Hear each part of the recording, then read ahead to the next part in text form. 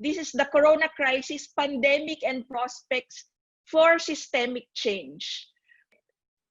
I am very glad to introduce our speaker for this afternoon, and he's based in Berlin. So this morning in Europe, I'm very glad to welcome Mark Saxer, who is the head of the Asia Department of the Friedrich Ebert Foundation, who is based in Berlin, to discuss our topic for today. But our speaker is a political analyst, he's a publicist, he has written a lot about Asia and transformation. We are glad that he can now join us to discuss the multifaceted crisis that we are in. Mark Saxer, before his post as Asia Department Head, is the director of Friedrich Ebert Stiftung in Thailand and in India. And now, with this new article, SocDem Asia is very glad to welcome you, Mark. Well, again, the question of the seminar is prospects for systemic change. And I would like to speculate a little bit of view. I think what we can already say is that this COVID-19 crisis is a once-in-a-century event. What we do not know yet, if this is a turning point in history. And there is quite a lively debate about this, and opinions diverge significantly over the entire spectrum. Some people would say that this is the beginning of a new progressive era, and some others expect even darker times of austerity and populism and authoritarianism. I would argue that the truth lies somewhere in the middle. I think the Corona crisis, and I do not only mean the pandemic if I say the Corona crisis, but I mean the political, economic, and ideological repercussions of this pandemic, in and by itself is not so much of a rupture, but it's more of an acceleration of some underlying trends that we have been seeing over the last couple of years. And it is those trends who are actually eroding the neoliberal order. So if we look back in history from 50 years or 100 years from now, it could well be that this Corona crisis marks a turning point in history. What I would like to do with you in this morning here in Berlin, but afternoon in Asia, is to look at 4 of these trends and see and speculate if they are here to stay. So the first one is deglobalization. And I think here it's really important that we look at the conflict over global leadership, over hegemony between the United States and China. We have seen that this conflict has been escalating over the last couple of years, not only since President Trump took office, but earlier than that. Of course, on the surface, we all have witnessed the trade war, but this goes much, much deeper. What the United States is trying to do is to cut off China from the global supply chains for high tech and finance. And this goes both ways, both by imposing export controls of high tech towards China, as well as trying to curb Chinese investments in high tech in Western countries. There has been some significant pressure on European and Asian allies behind the scenes to do the same, to follow this new course. And this will have long-lasting repercussions because what we're going to see is this geopolitics translates into the realm of technology as well. Right now, we have globally what we call one single IT stack. So the technologies of tomorrow, supercomputers, artificial intelligence, all of these things are basically built on the same platform. What is happening right now is that these platforms diverge from each other. So you will have competing realms of technology. Why does it matter? It is not only a Trump policy. Even within a democratic administration in Washington, we will see that this conflict over hegemony will continue. There is a bipartisan consensus in Washington to decouple the US economy from China. And this is going to dismantle some of the global supply chains that we have seen built over the last 40 years. So there is an acceleration that is happening right now in the Corona crisis, because a lot of companies come to realize how extremely vulnerable these just-in-time global supply chains are, and they will have, in a very short matter, to reorganize their global supply net. But what that means is that most likely we will see the acceleration of the trends of reshoring and nearshoring. That means some of the production facilities will return to the mature markets in Western Europe, Japan, and North America. And that is, I think, something that is really important to understand in Asia. And it will have the repercussions maybe of disintegrating the global division of labor into competing blocks. Second, we have the erosion of the world order, the liberal world order that the United States built after the Second World War. There is not only the rivalry between the United States and China, but we see that there is an escalation of great power rivalry all around the world. Think about regional powers like Turkey, Iran, Saudi Arabia, or India. They are less and less manageable by a patron superpower, and they follow their own course. China, as well as Russia, openly challenging American preeminence. And it is the Trump administration itself which is laying the axe to the institutions of the liberal world order. So that means that in a global pandemic, just as the COVID-19 crisis, where we would need globally coordinated answers, not only medical ones, but also when we think about the economic stimulus that is now needed, we see the exact opposite. We see that nation states act on their own, many times selfishly fighting over medical supplies.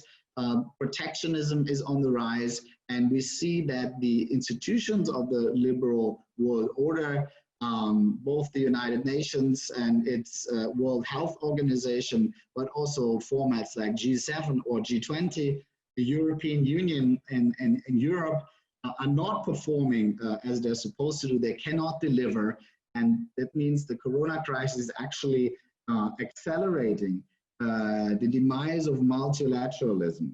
And what we could possibly see is that the world is really breaking down into spheres of influence.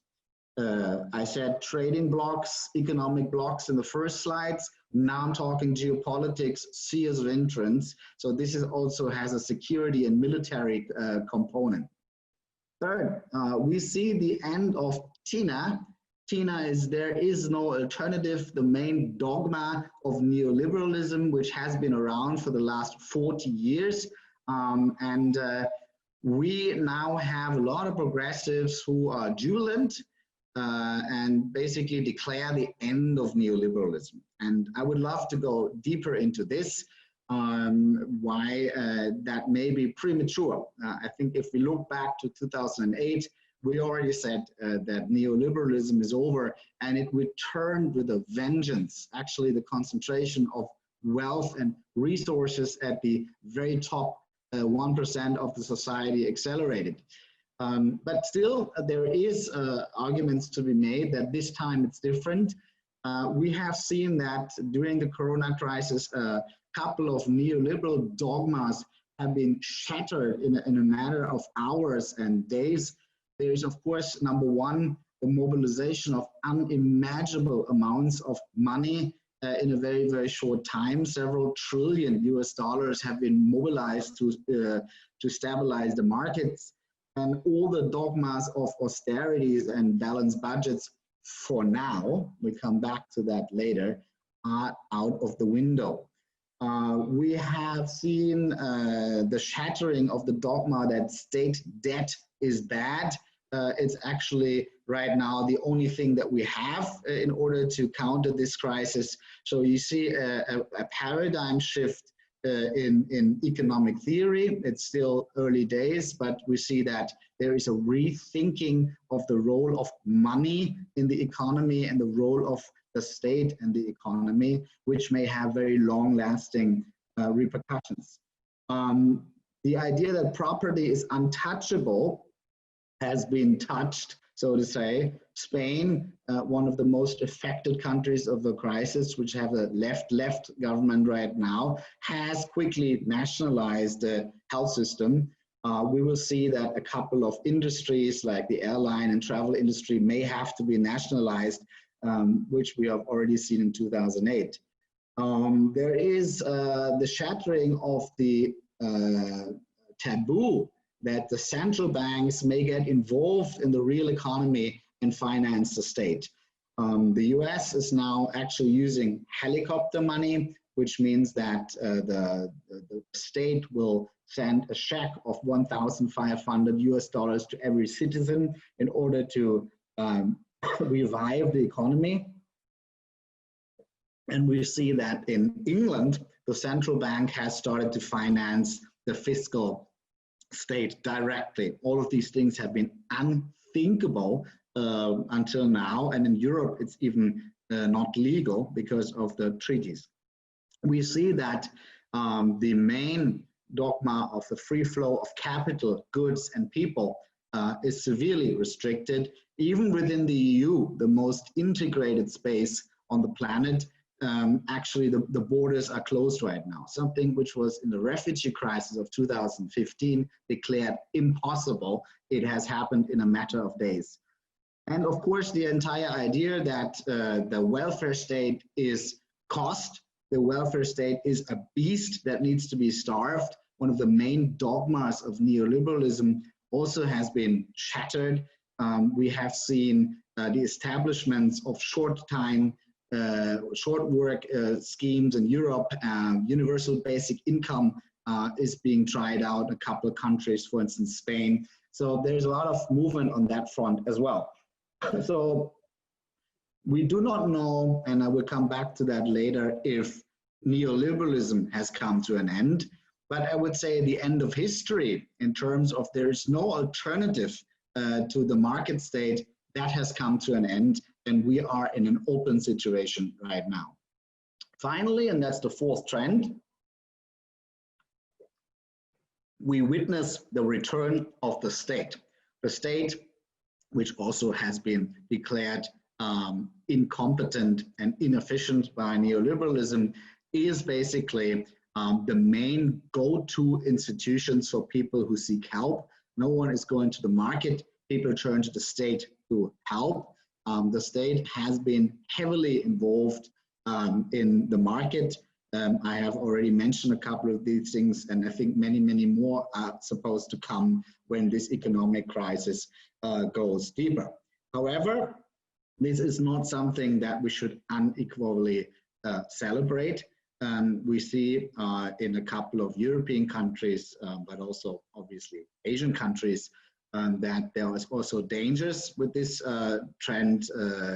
For instance, if you look at the massive rollout of surveillance tools and the legislation that comes with it.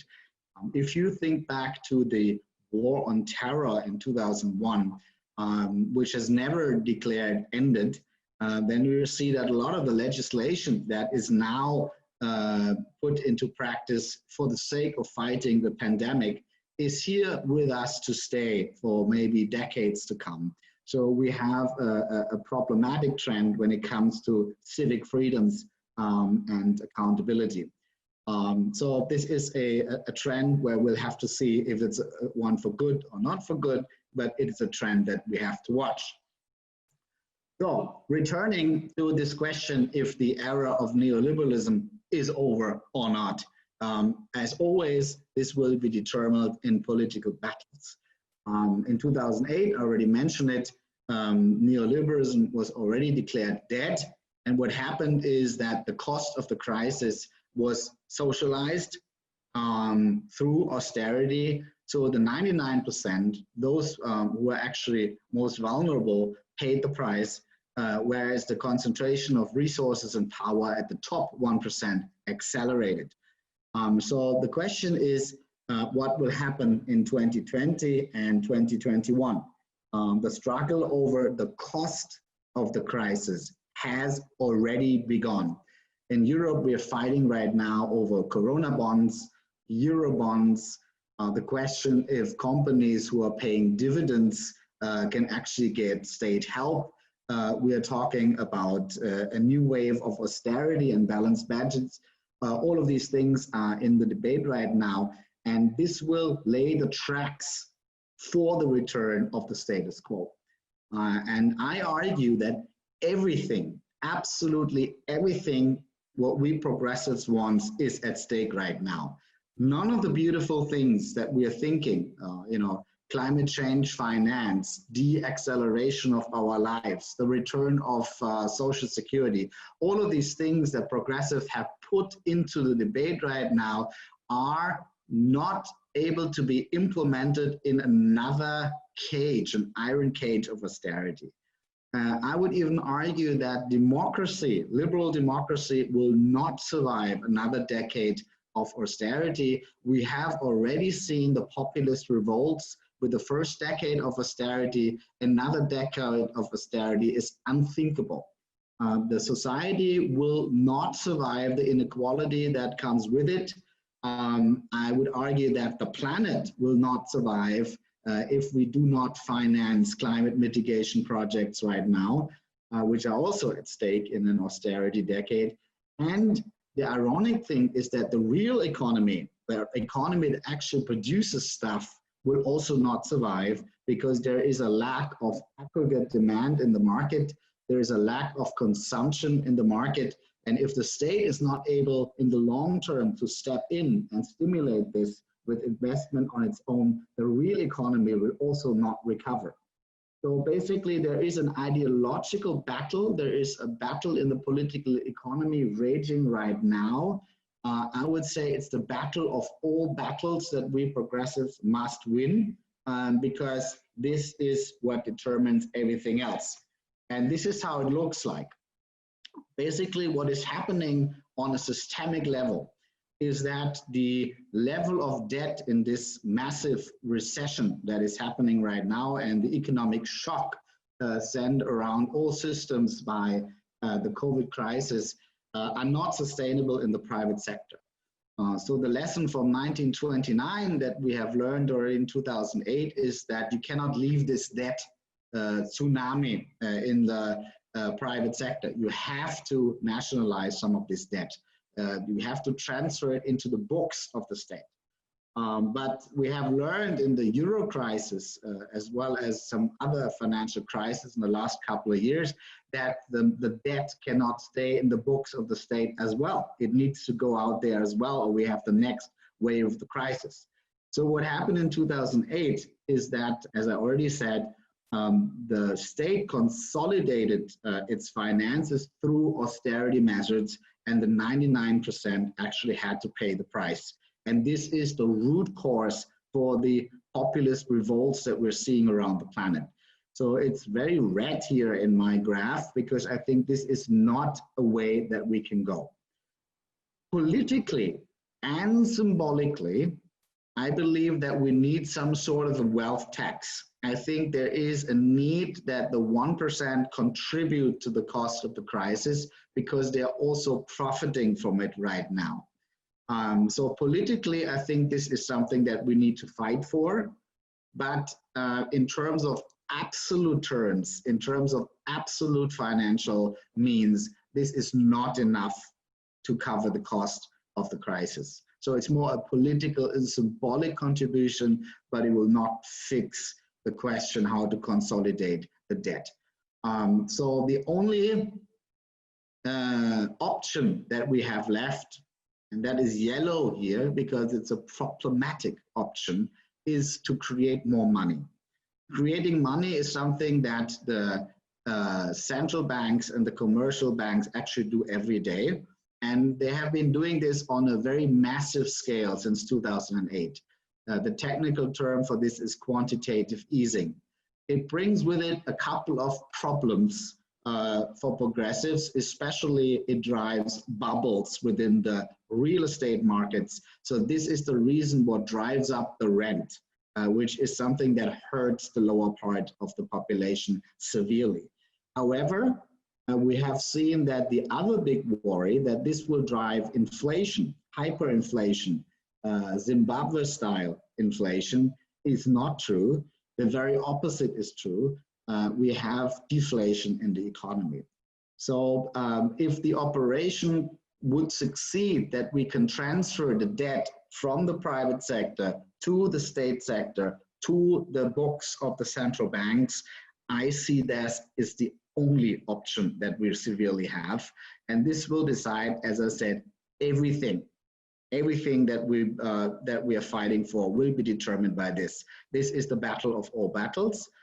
And I will end it here and look forward to the discussion. Thank you. Thank you, Mark, for your presentation. This is the battle of all battles. Yeah. And since this is a crisis of global scope, there are rapid changes that you mentioned that's happening. Those that we have been told in the past that cannot be done are now being done in a very rapid way and on a large scale. Some of our guests here in the webinar had asked, what do you think about the economic crisis? Are we ready in the impact of this crisis now that it's still unfolding? And can we touch upon those points that you mentioned on the strategic shifts to which this economic crisis would lead us? Second, is there a withering of democracy post COVID-19? And will the process of digitalization accelerate during this crisis or after this crisis? Yeah, pretty profound questions. I will try to tackle them. So if we look at the economy first, there has been, for a short period of time, hope that this will be quick and dirty, that we will see what is called a V-shape, basically a huge recession in 2020, but then in 2021, the economy will quickly recover. I think the numbers that we're seeing right now speak a different language. This is going to be a much deeper crisis than 2008.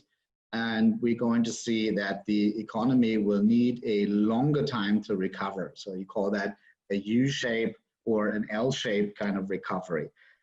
So we have to try to lessen the damage. It's really important to understand that this is not a conjunctural crisis. A conjunctural crisis is a normal crisis where you have too much facilities in the market, and then basically there is a recession. So you weed out the weaker companies, and the stronger ones will survive, so to say. But this has a completely different thing. Like, for instance, if you look at the airline industry or the tourism industry, all of the companies are being affected the same way, and a lot of them will go belly up, even though they have been doing a great job. So I think what we need to do right now immediately is to try to save as many livelihoods, as many jobs as we possibly can. I think, for instance, a couple of policy instruments that the German government is using right now, like the short work schemes, can be very helpful with that. And then we're going to see that we have to stimulate the economy to come back on a healthy track. And we have done that, of course, in every crisis in 2008, and I think this time we need to do it differently. Back then, it was basically about saving the old economy, and I think what we need to do is really try to use the huge amount of money that we're going to spend and try to accelerate the transformation, the digital transformation, the climate transformation, as well as the social transformation of the economy, which basically brings us to the digital aspect that you mentioned. Of course, we're sitting in a global video conference right now. Many of us would have thought this is unthinkable only a short time ago. So of course, a lot of these technological trends will accelerate, but I would like to issue also a warning that this is not unequivocally positive. What a lot of companies have come to realize, I mentioned it earlier, is how extremely vulnerable their supply chains are. And the most vulnerable point in these supply chains are humans. So we are seeing the acceleration of automation on a large scale. The numbers are already there.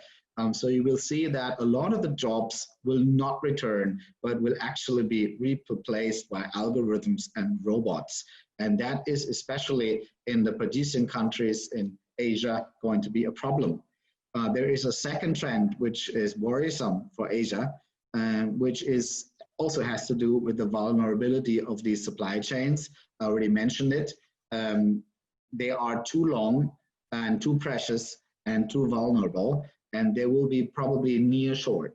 So Europe probably will try to rebuild its supply chains towards Eastern Europe. The US probably will look towards Mexico and so on. So the question is, what happens to all these suppliers in Asia? That is a trend that you need to watch. So maybe that's but I think there is a much more fundamental question. And if we go to the very core in the Hobbesian way of the legitimacy of the state, the legitimacy of the state in the Leviathan is to protect its citizens. So every state will be judged if this is now something which is delivered or not. Democratic state, authoritarian state. Obviously, you have your own experiences with your own government, but on top of that, there is an ideological battle over who did better. And we, of course, see a lot of voices that are saying, well, China is doing well, so obviously authoritarian states are doing well. I would very much disagree with this. I think that some of the best responses to the COVID crisis have been some democratic ones. If you look at South Korea and Taiwan, I think we have done an amazing job. We see, on the other hand, authoritarian countries like Russia were doing a pretty bad job. So I think the record is mixed, but there is this ideological battle, and I think progressives need to win it, because in the long run, this is about the legitimacy of democracy. Democracy needs to be seen as being able to deliver. But as we are looking at a longer period of recovery, there is a concern from the questions from our guests that there are short-term actions now, but how do we push for longer social security measures? How do we push for longer or long-term programs outside this crisis? That's on social policy. But there's also a question on geopolitics.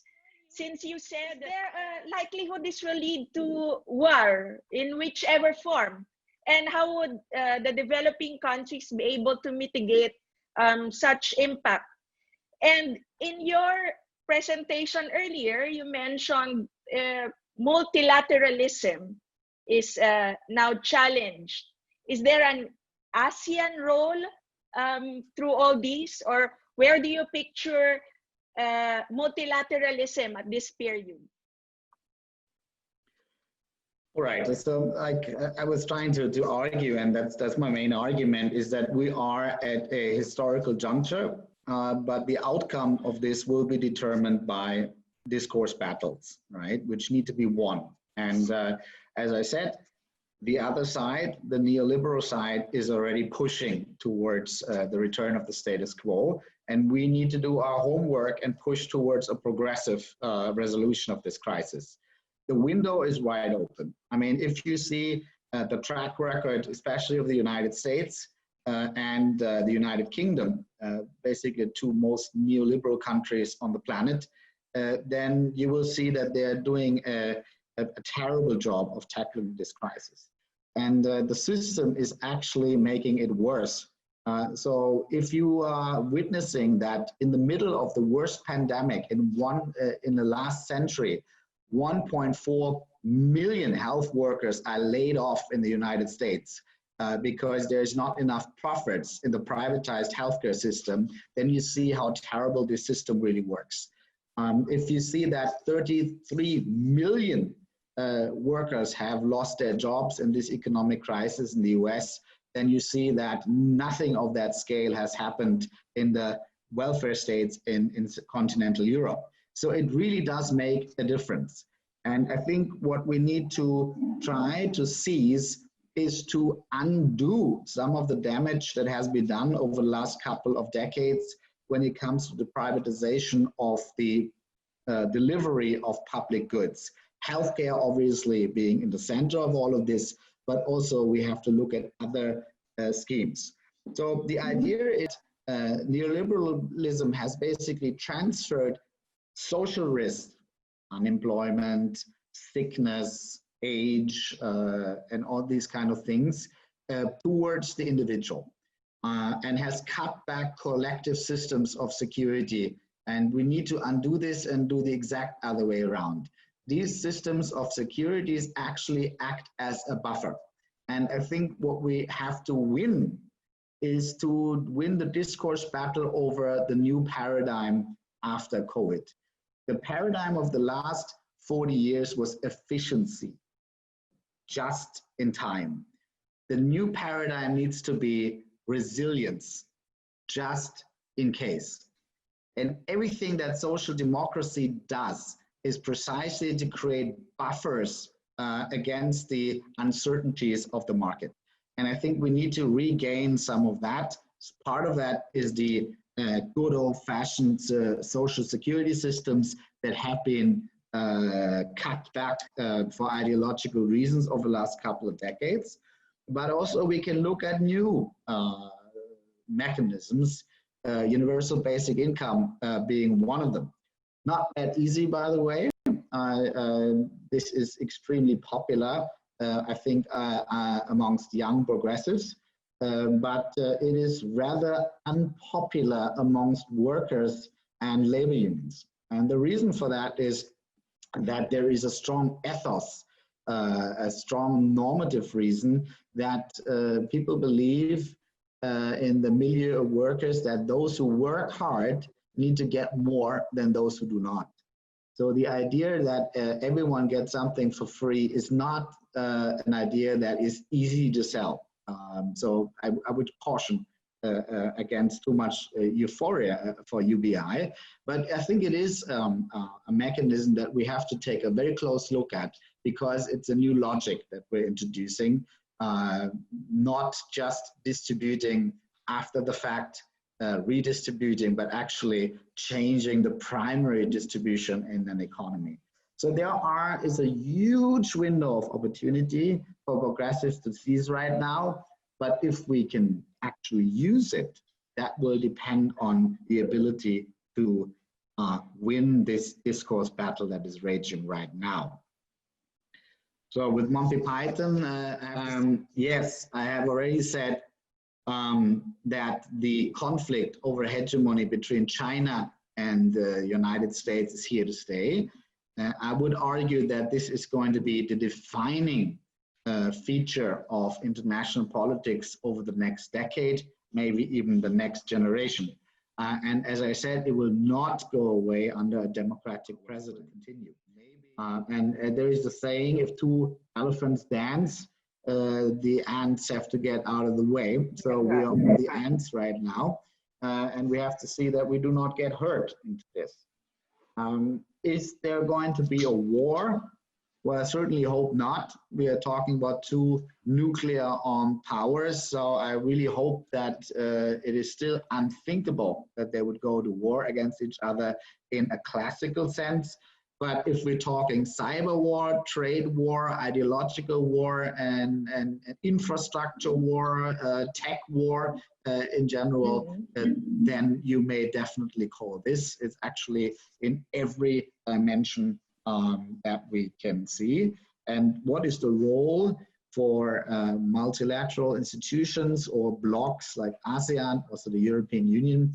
Well, I think what we need to do is we have to resist the bipolar logic that comes with this, because we can only lose.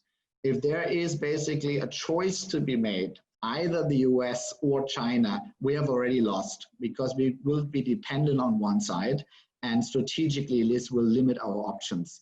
So I think we need to also be aware that there is a bipolar logic, and we need to resist this bipolar logic and try to keep it open.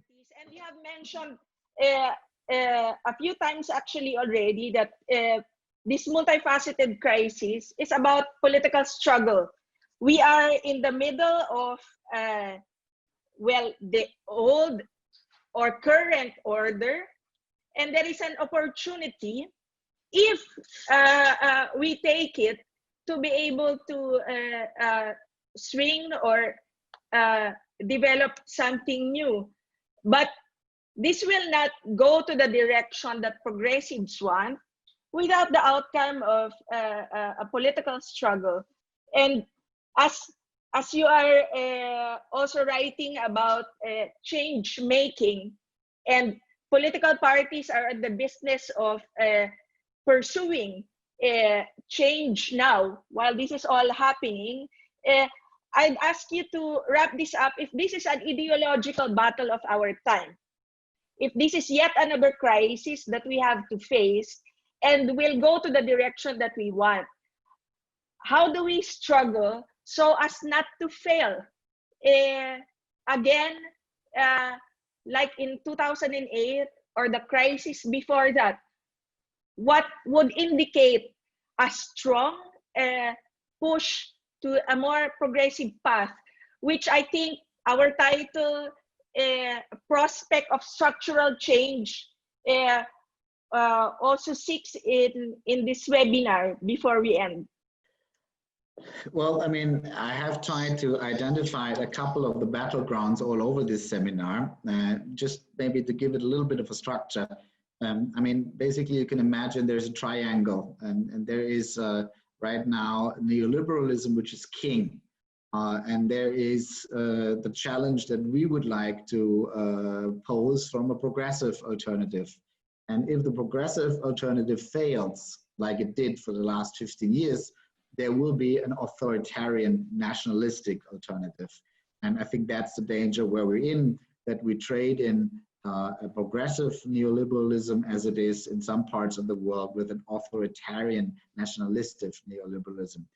And I think the battlegrounds I have identified, of course, on the macro level, on the global level, the cost of the crisis, because this is the precondition for anything else that matters.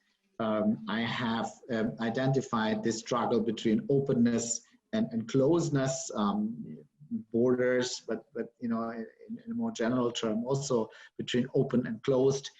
I think we need to learn as progressives that democracy means that we deliver, and that protecting the people is part of our job as well. I think this is some of the homework that progressives need to do. And I think that this lesson is a very difficult one for us to learn. We've seen that in many countries. Thailand, the Philippines come to mind, where, you know, we somehow did not tackle this maybe the way that we should, but it needs to be done. People need to feel protected. The discourse struggles that I think, you know, because this is also gloomy, and I want to, you know, also be more about the opportunities and chances and a more optimistic outlook now. I think there are some discourse battles that we can actually win, and they would be very, very, very helpful for us. I already identified the idea that we have a paradigm shift from efficiency, so just in time, towards resilience, just in case. If that logic changes, it really opens up the field for social democratic socialist policies, because everything that we do, the entire idea of the social security system is such a resilience system. And we will end up in a world that is much more friendly to our ideas than the last 40 years. The second one is this obsessive belief that the market will work it out. And I think what we see right now is the market does not work it out. On the very contrary, the market needed to be saved twice in only 10 years. And if we look at the entire world, even more often. So I think if we use this opportunity to put the common good in the center of our discourse again, This would be very helpful. The idea that all of these systems are not cost, but they're actually invaluable, that they are what defines us as a nation and as a human civilization. I think that can be very, very helpful. The common good, I think, is a term that will help us to open up the field for policies that we would like to pursue, because it frees us from this drumbeat of but the cost, but the cost, but the cost, but the cost. It is not cost, it is actually resilience that we are buying for this, and that can be very, very helpful.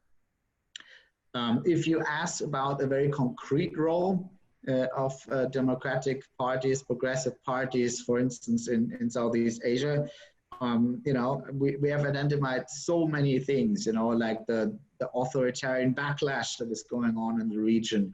Also that a lot of vulnerable groups, minorities, migrants, LGBTQ, women are being victimized in this situation. And someone needs to call this out. So I think solidarity is a beautiful word, but it's also a call for action. Solidarity needs to be organized. There is a role for progressive networks in this to also, voice the concerns that are there and actually make this visible, where our partners in a local struggle are under stress and under with their head, backs against the wall. So that would be a more concrete, more immediate role that I see, organizing solidarity. But the long term or the medium term that we have to do, there's a lot of ideological battles that need to be won right now, because if we win them, we have a lot to gain. If we lose them, it may be really darker times ahead. Thank you, Mark, for emphasizing our ideological battle and the entry points for which progressives can gain influence on how to shape our world or our political projects after this pandemic. I noted a project for progressives from your input. It's about a people-centered project for the common good, which underpins inclusion, which underpins solidarity, and which is based on an economy that has justice. So for this afternoon, I guess the prospect for structural change is a long battle for progressives during these times, and it has to be won. We have no choice. You said we cannot afford another 10 years like this. We cannot afford another austerity driven path. We cannot afford losing again this opportunity for change. And it takes a lot of courage and hard work in our homework to be able to do that. And we thank you for sharing with us your input, sharing with us your analysis, and some of your recommendations on how to move forward, Mark. And we hope to be able to hear from you again in the future as we revisit and reevaluate our work under conditions now that have put us in these challenging times. Thank you, Mark Saxer, for joining us this afternoon and there in Berlin, early morning.